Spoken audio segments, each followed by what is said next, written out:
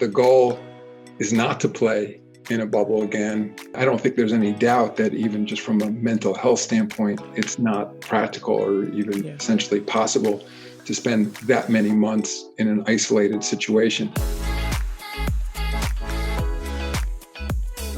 What's up, everybody? Welcome back to STEWIE'S World. I'm Breanna Stewart, reporting live from the Wubble. Today, my guests are the commissioners, Adam Silver and Cathy Engelbert. Thank you guys for joining my show. I'm very excited to have you on. Thank you. Yeah, it's great to be here. Me too. In the Wubble with you, Stewie, but in separate locations. I'm like, we're From the all in the bubble to great the state Wubble. of Florida. All in the great state of Florida. I mean, I guess I just want to really jump right in here. Obviously, you know, knowing that we're all in Florida, you guys have kind of done an amazing job to make the Wubble happen. When was it where it was like, okay, we're going to have to play in a bubble? You know, I was in Russia in March when the NBA got suspended. And then that's kind of like, for me, that's when everything was like, oh my gosh, this is serious. When the NBA stops playing, then something is happening. Adam, we'll start with you. When was it that it was like, okay, to be able to start this again, we're going to have to be in a bubble? So, Cathy, you'll jump in to see whether how accurate I am. But my recollection is we shut down in mid-March, and then Cathy and I were part of a daily call, a Zoom call every morning. I mean, it was initially 7 days a week with senior NBA and WNBA folks, where we were in the planning stages and trying to figure out exactly what it was that we were going to do. And I don't think it was until May that we concluded that on balance, playing in a campus type environment or, you know, in a bubble was what was going to make the most sense. We had, you know, spent several weeks looking at all the different options, talking to both the NBA Players Association, of course, the WNBA Players Association as well. So it was decision made in partnership because we recognized that it would take enormous sacrifice from everyone involved. And so frankly, at least speaking for myself, I resisted the notion initially just because we knew how difficult it would be on everybody to do it. But I think by, you know, my sense is early May, we had concluded that we really didn't have much of an option. Yeah, and I'll just chime in. I mean, we had to first think about as soon as the NBA shut down and we started to see the gravity of the situation, and Adam and I were in New York City, so kind of at ground zero, for lack of a better term. We first had our draft that was scheduled in New York City. We were flying college players from all over to New York City. So we quickly made the decision that we would have to do our first virtual draft on April 17th. So just to put the context, that's about a month after the NBA shut down and the world shut down thereafter. So it was that after that virtual draft, we really got to work. And the first question, and Adam, I remember vividly coming to you, is like, can we, the WNBA, be out of the sports landscape for 20 months? Because that's what it would have been in a scenario of no season. So we started to look at, no season, full season. We knew we had this Olympic break. The Olympics hadn't been postponed yet. We were going to break for a month. Or something in between. And something in between ended up being, you know, we had an 11-game scenario, we had an 16-game scenario, and a 22-game scenario, where we ended up on the 22-game scenario by the time we felt comfortable. But yeah, did I want a Wubble? No, because part of those scenarios are with or without fans, in arena, not in arena. And obviously, I'm blessed to have Adam and the NBA, who was thinking through at the same time their restart. But ours was a little different because we hadn't even started yet. And there were players overseas. So, and we set these principles, Stewie, as you probably know, around health and safety first, and then a competitive season second. And that's when we went off and running to design what we ended up with in the Wubble. I want to say it's maybe a little more tricky for the WNBA because we hadn't even started anything. I'm not sure. I think they're both kind of tricky in their own ways because, you know, to restart a season, to start a season, both equally difficult. Looking back now, you know, both of our bubbles are almost finished. Cathy, are you surprised by how far we've gotten with these bubbles? And like, what was your biggest concern coming into here? Obviously, I think the biggest concern is probably bursting the bubble, but getting to this point, what are your thoughts? Yeah, definitely. I mean, I am thrilled that we've gotten to this point and that we've been able to maintain the health and safety that we promised you and all the other players at the beginning of this. I had full confidence if we followed the protocols, if we followed the science, that we would get to where we are today. Did I have full confidence that the virus wouldn't spiral out of control and get in somehow into our bubble? I didn't have full confidence in that, but I had full confidence if we followed the protocol. And so I'm thrilled that we're on the verge of the WNBA finals with Seattle. Congratulations, Stewie. We'll tip off this Friday. And I can't be more pleased with the sacrifice the players and the coaching staff and all the teams made to make this happen, but also to really follow the science and be patient with following the science, because it wasn't always easy, as you know. And Adam, I guess, is your biggest concern, was it? I mean, I'm assuming it's not different, but what were your thoughts about? Did you think we were going to get to this point this smoothly? Yeah, I'd say it may just be my nature, but I was never as confident as Cathy was saying as she is or was now. And even for us, obviously we haven't even played game one of the finals yet. And so to me, I'm nervous every day. And there are some differences between our two bubbles.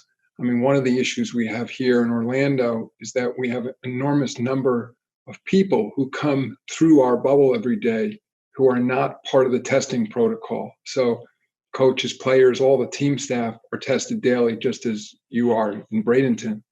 But then essentially the Disney workers are only tested on a voluntary basis. And there have been people who've tested positive, who've been in our bubble.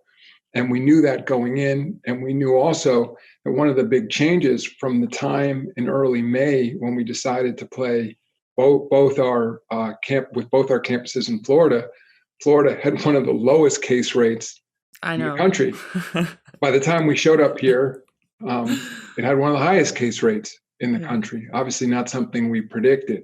So part of the reason we put the protocols in place we did was so that if we did have a positive case, we could contain that player, and then through contact tracing and quarantine, presumably limit the spread.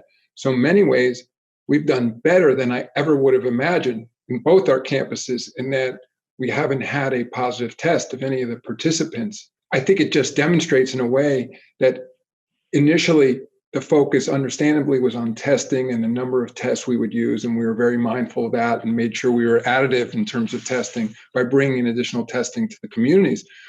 But at essence, the practices that we're following aren't that different than what they did 100 years ago with the flu. In essence, we're quarantining people on their way in, to make sure they don't have a lingering infection. And then once they're sort of in our contained campuses, we're ensuring, as you guys know, that people follow proper protocols. And a lot of that's just the old-fashioned hand washing and ensuring we're using appropriate disinfectants, and then ensuring people are socially distant and mask wearing, with the huge exception, of course, of when you guys are playing. Right. And that's what makes what we're doing in our industry that much more difficult than others, because I think it is a model, as this virus continues, for other businesses, in essence, to get back to work. But in most businesses, people can remain socially distant. They can follow all the protocols we are and never have that direct exposure where people are taking, in essence, off their face masks and breathing each other's air. I mean, that's one of the things that I remember when we first came to Bradenton and when we first saw the courts. It was kind of like, we're wearing the mask, we're doing all the things, we're getting tested. And then it's funny because, you see it in the games for you guys as well as, our bench, we're socially distanced on the bench. And it's kind of like, but we're sweating on the other team. But, we're doing as much as we can to continue to prevent it. I have a last question for you, Adam, before you have to hop off. At what point, thinking on just the business and the league side of things, at what point do you guys think about 2021?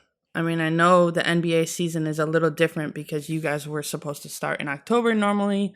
And we're a little behind with what's happening. But I mean, I'm sure you're thinking about it already, but the possibility of us, having to bubble again.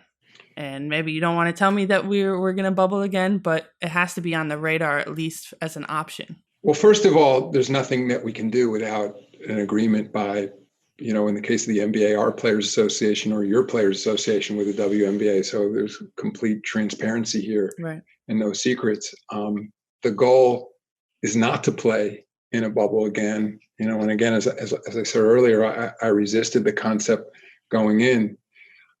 We do know more about what works and doesn't work now. We're obviously watching closely what happens in other sports. We were in a unique situation in the NBA in that we played roughly 80% of our regular season, and we have a much longer regular season, of course, than you do in the WNBA. I mean, I don't think there's any doubt that even just from a mental health standpoint, it's not practical or even essentially possible to spend that many months in an isolated situation. I mean, as we look into next season, and I'll say, to answer your question directly, when did we start thinking about it? We made sure to segregate a portion of the people in our office and say, you go off and just think about next season, because we knew it was going to be around the corner and we were going to have to constantly be thinking about that and learning from what was happening in our own bubbles and from other sports, but then making decisions about next season.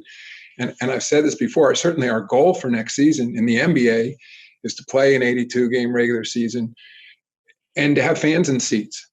And part of that is dependent on not just the timeline for a vaccine, but antivirals and also the availability of rapid testing. That could be a game changer as well, because again, what we're demonstrating with our bubbles is that what we're doing is working. I mean, the testing is only confirmation that it is working, but it's still the same basic tenets of social distancing, hand washing, mask wearing, et cetera.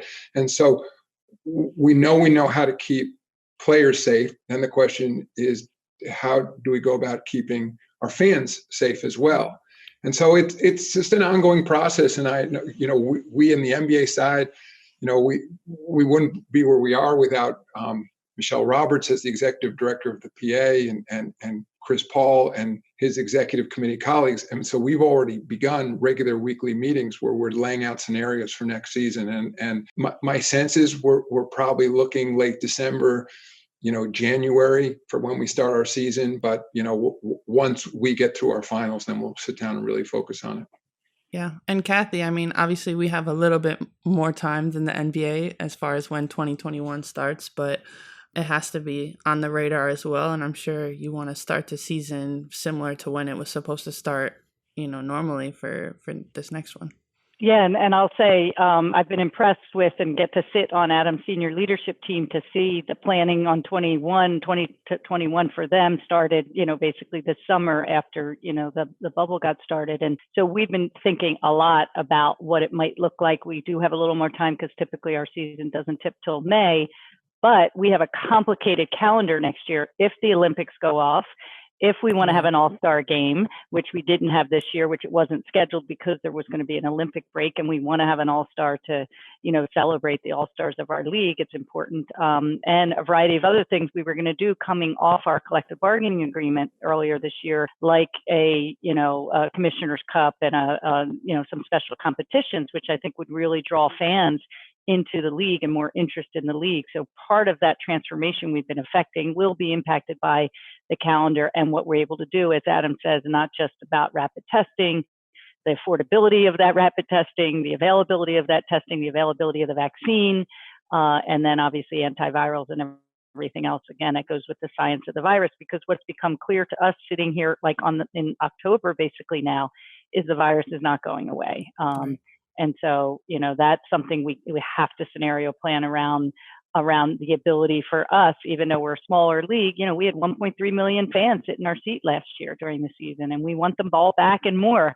And that was part of the strategy and the plan. And so we need to work really hard. And again, to leverage off what the NBA is doing, as well as, kind of observing what other sports, college sports, will the NCAA get a season in? Can we see our rookie class playing in their last year in college or not? So lots of questions out there that we're monitoring and scenario planning around. Yeah, I mean, I think that, just speaking from seeing what the NBA and the WNBA has been doing, I mean, I think we're kind of setting the standard as far as what needs to be done and what works and obviously what doesn't. And, you see some of the other sports leagues and they're struggling to continue to make sure everybody's safe. So, when I was thinking about the bubble, my thoughts were similar to Adam's. I was like, sounds great. It sounds great, but I'm not sure if it's actually going to work. And Now, next thing you know, I'm going to be playing in the finals again. So I'm very happy about that.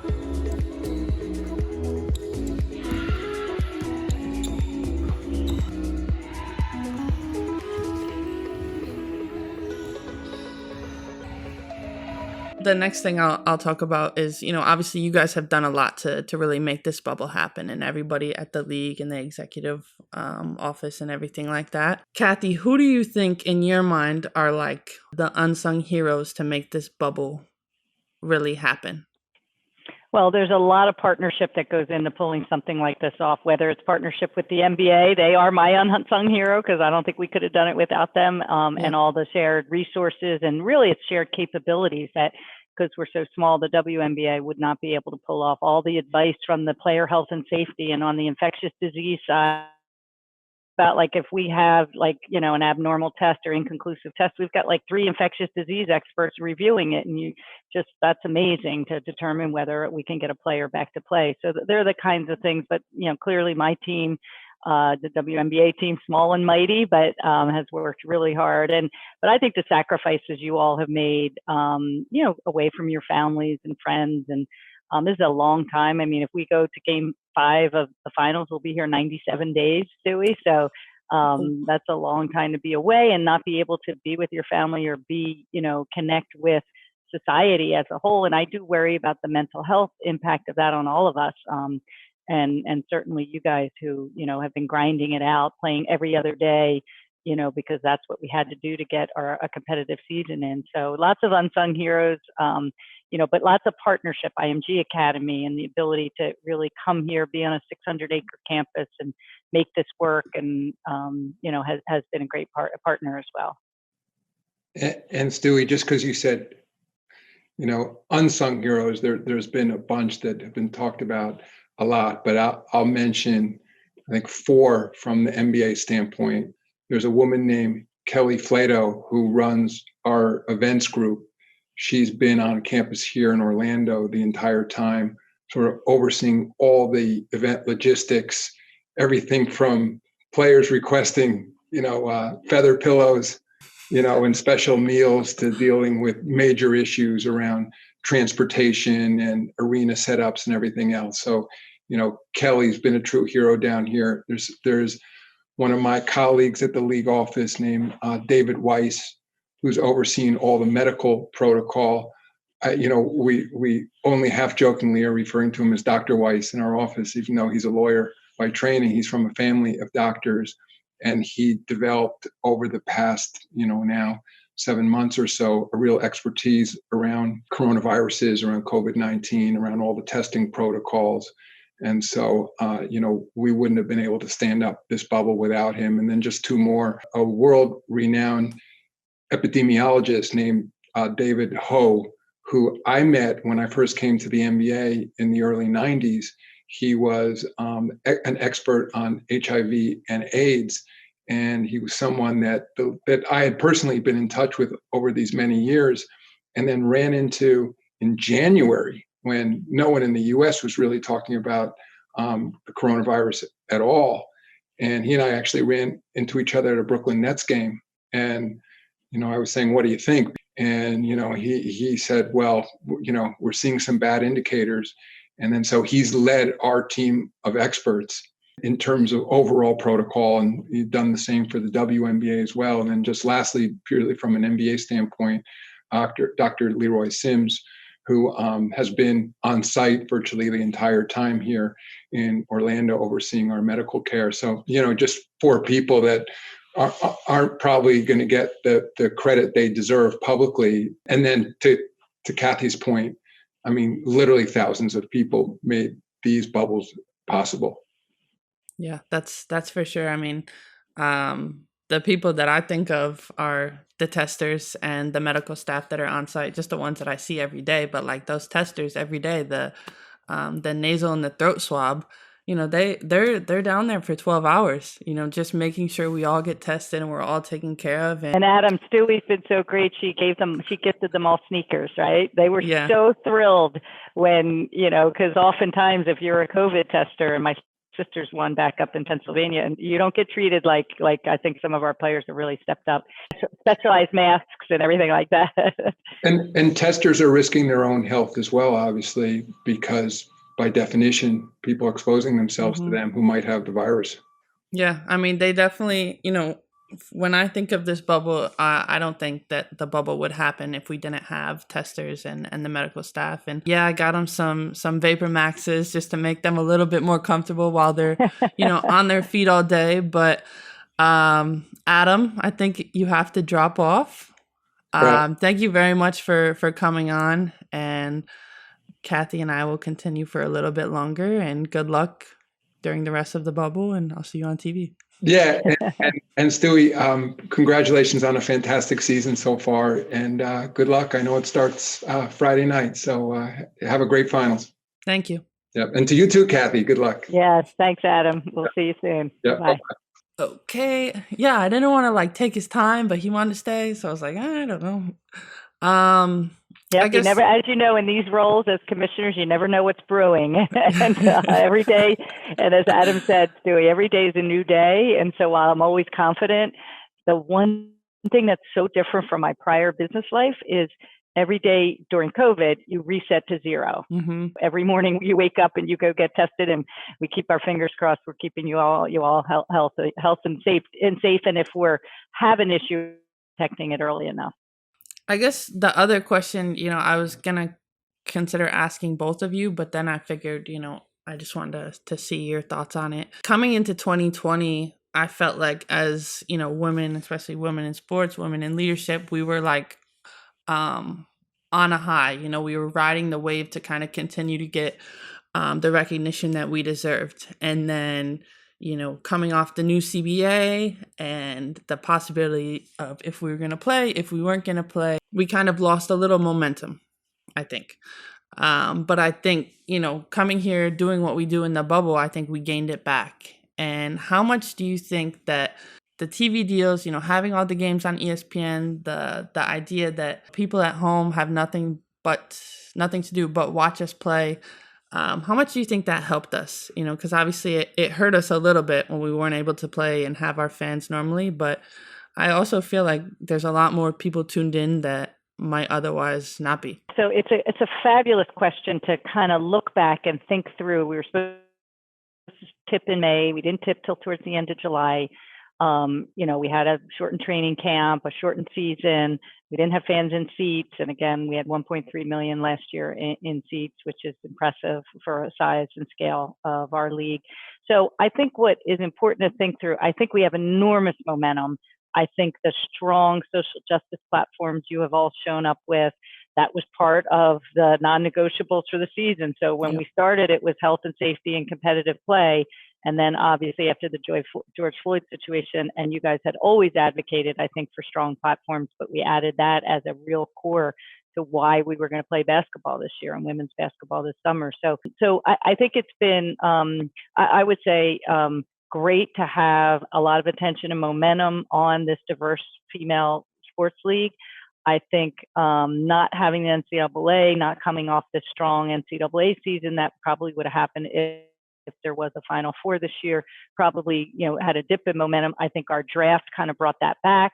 And then because it was a strong rookie class and some great stories coming out of that.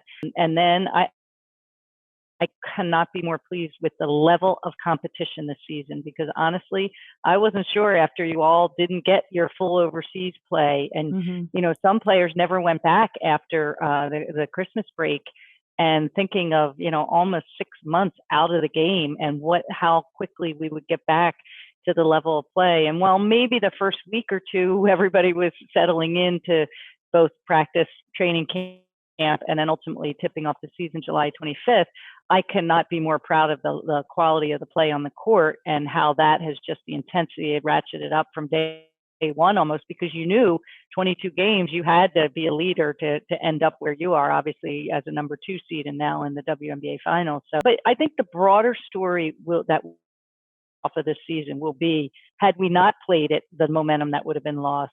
Now we played it, and guess what? You are viewed as a leader in sports, not just women's sports, in sports, because you were able to come here, play at a high level, have essentially an MVP season, and ultimately will crown a champion. So people don't write about what could have happened had you not played, but I think the momentum we would have lost for a league our size and scale would have been very tough to recover from. We certainly would be as optimistic about the transformation of the league around marketing and the ability to sell this league for the future, for when we can have fans back and we can draw in a broader fan base. Because as you know, Stewie, that was part of the strategy last year when I came in as commissioner. And yes, has that taken a bit of a hit? And I'd say a delay. Yes, there's no doubt. I would be feeling really good about, being almost a little over a year into a transformation. And now I'll say we lost a few months, but we're going to pick it up very quickly once we come off crowning a champion this year. Yeah, I mean, I think that, we kind of rolled with the punches. I think that there was a lot of times where it could have been like, you know what, we can't do it.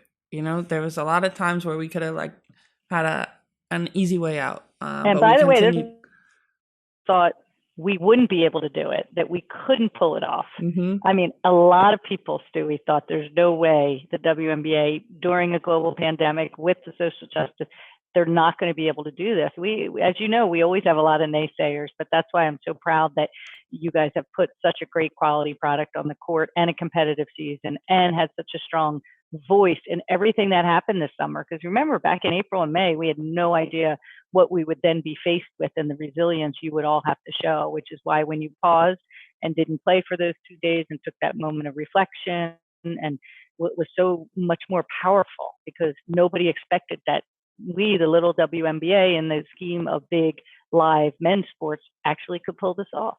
Yeah. And I mean, just speaking from a player standpoint, I'm extremely proud of, what we've done off and on the court. The fact that we were able to really use our voices, take advantage of, what we were doing on the court and flip it to kind of amplify the message. And I think, the day of reflection, dedicating the season to Breanna Taylor, I think that if I was to look back at it now, I'm like, wow, we did so much. Even if it was the t-shirts that we walked into the game with, the stuff like that, we organized a lot, and we really sent the message to the rest of the world that, we're here as the best basketball players in the world, and we're also here as the best humans in the world.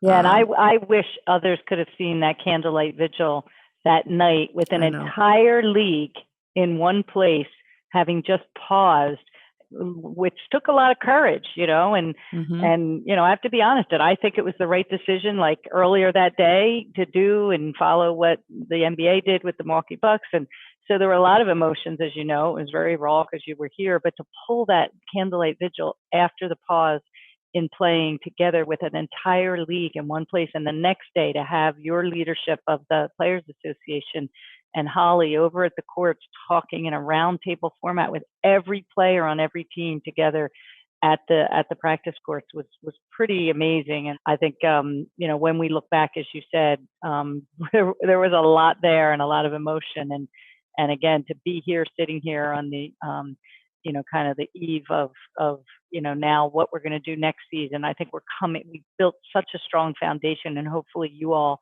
grew together too a little bit while you were here, sacrificing away from friends and family. Yeah, I mean, absolutely. I think that the league is probably closer than it's ever been as far as players. We're never all here in one city. We never have 144 players all together, able to have a vigil, have a players only meeting, go and take those pictures with the Breanna Taylor shirts.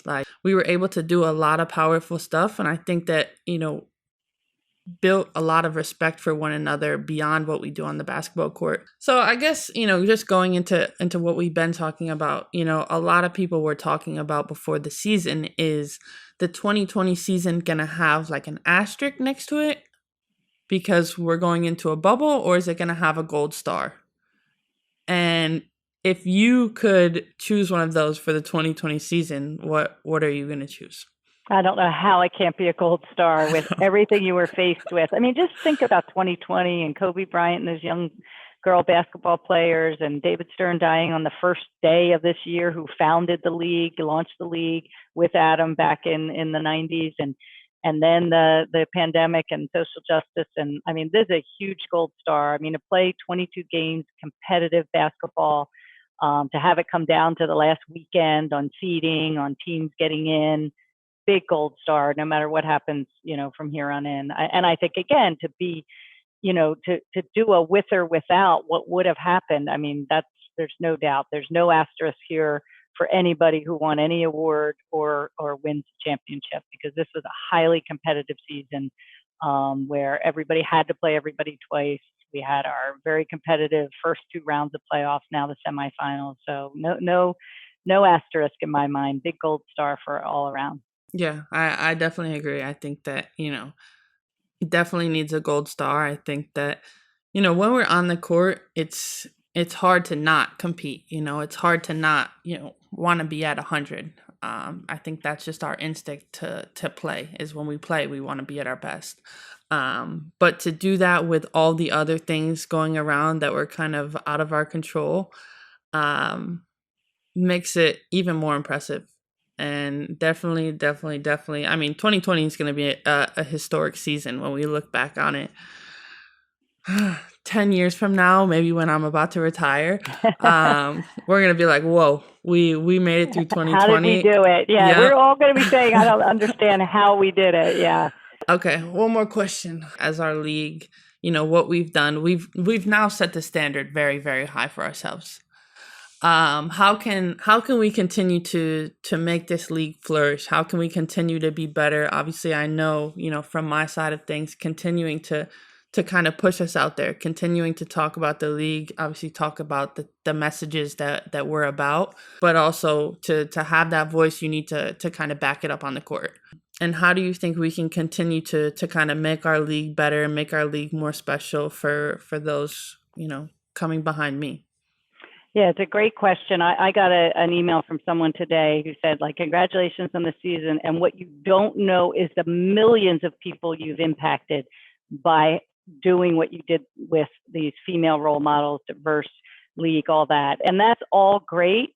But what this will come down to, Stewie, for the future of this league is a call to action around how you are valued, how our assets are valued, how people support, how we're looking for companies to support us and the athletes who share our values, and how important it is to get the valuation model for women's sports, not just the WNBA and women's basketball, right. It is broken. It is one thing when I came into the league last year, I had no visibility to in my prior business life. And I came in and I said, what? Less than 1% of all sponsorship dollars that go to sports go to women, and less than 5% of all media coverage of sports goes to women's sports. So again, this is our challenge, and now we have this great opportunity. And I thought we had it last year, but this year I feel it even more strongly, to have a call to action to companies who want to support diverse women and diverse women leaders.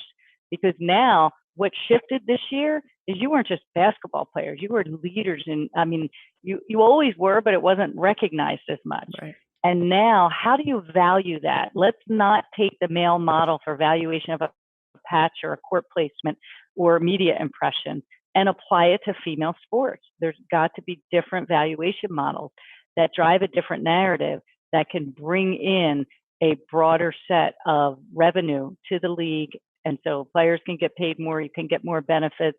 We can have a sustainable for 10, 20-year model, rather than kind of just transforming over the next 18 months to 3 years, which is kind of my goal as commissioner that I was charged with by Adam. And now the ownership group has transformed this league so we have a sustainable league for the future. But it comes down to how women's sports are valued. And there is a flaw in the model today that I'm going to do everything I can to try to fix.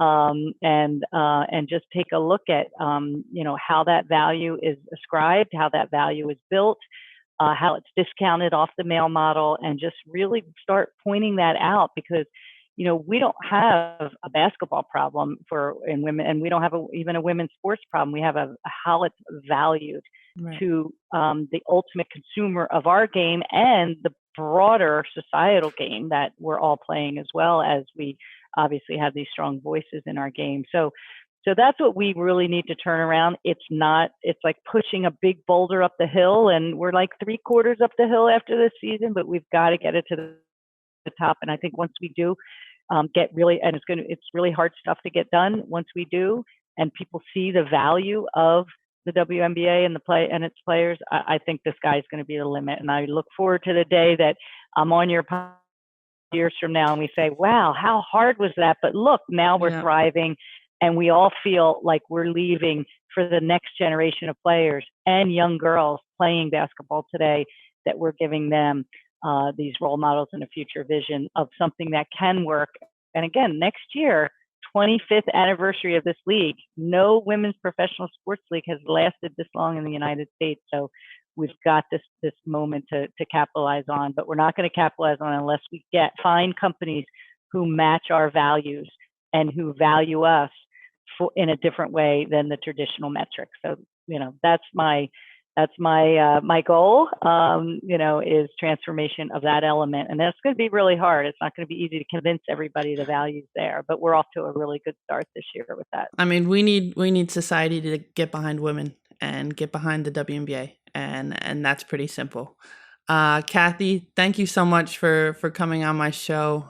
Really appreciate it. Obviously, thank you for everything you've been able to help us do in the bubble and beyond. And I'll be seeing you around the bubble for sure. And for the next 2 weeks or so. But again, congratulations on a great season, especially coming off injury. Your resilience has been amazing.